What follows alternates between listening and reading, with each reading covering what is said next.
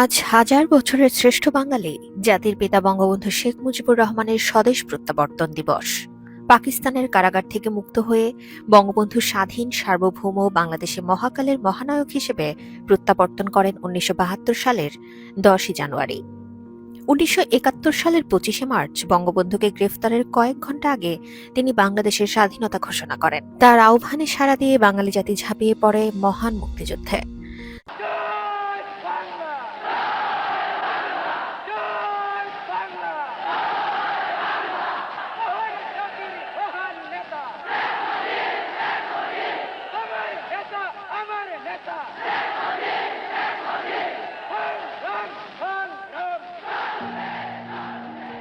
যখন দেশের মানুষ স্বাধীনতার জন্য জীবন বাজি রেখে যুদ্ধ করছিল, তখন বঙ্গবন্ধু পাকিস্তানের কারাগারে বিচারের নামে এক প্রহসনের মুখোমুখি হয়ে মৃত্যুর দিন গুনছিলেন।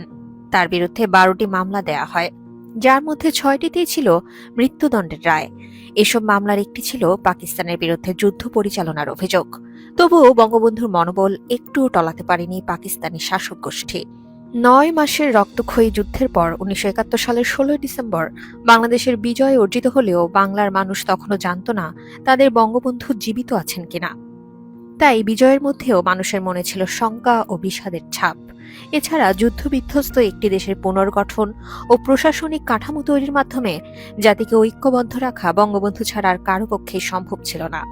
তাই ১৬ই ডিসেম্বর বাংলাদেশ আনুষ্ঠানিকভাবে স্বাধীন হলেও প্রকৃতপক্ষে ১০ই জানুয়ারি ছিল বাঙালির জন্য পরিপূর্ণ স্বাধীনতা অর্জনের দিন। আমার বাংলাদেশ আজ স্বাধীন হয়েছে, আমার জীবনের স্বাদ আজ পূর্ণ হয়েছে, আমার বাংলা মানুষ আজ মুক্ত হয়েছে।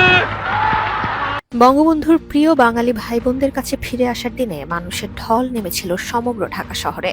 কানায় কানায় পূর্ণ রেসকোর্স ময়দানে ১০ লক্ষাধিক মানুষের উপস্থিতিতে প্রিয় নেতাকে কাছে পেয়ে ৭.৫ কোটি বাঙালির চোখে জলধারা নেমেছিল অঝরে। জয় বাংলা, জয় বঙ্গবন্ধু ধ্বনিতে সমগ্র আকাশ বাতাস প্রকম্পিত হয়ে ওঠে। রেসকোর্সের জনসভায় মাইকের সামনে দাঁড়িয়ে বঙ্গবন্ধু আবেগতাড়িত হয়ে পড়েন। কান্নাজড়িত কণ্ঠে তিনি বলেন, আমার ফাঁসির হুকুম হয়ে গেছে, আমার ছেলের পাশে আমার জন্য কবর খোঁজা হয়েছে। আমি প্রস্তুত হয়েছিলাম, বলেছিলাম আমি বাঙালি, আমি মানুষ, আমি মুসলমান, একবার মরে ২ বার মরে না। মহানায়কের দেশে ফিরে আসায় ৭ কোটি মানুষ আশা আকাঙ্ক্ষা ও নবজাগরণের উচ্ছ্বাসে উদ্বেলিত ছিল। সেদিন স্বদেশে ফিরে এসে জনতার উদ্দেশ্যে যুদ্ধবিধ্বস্ত দেশ পুনর্গঠনের ডাক দিয়েছিলেন।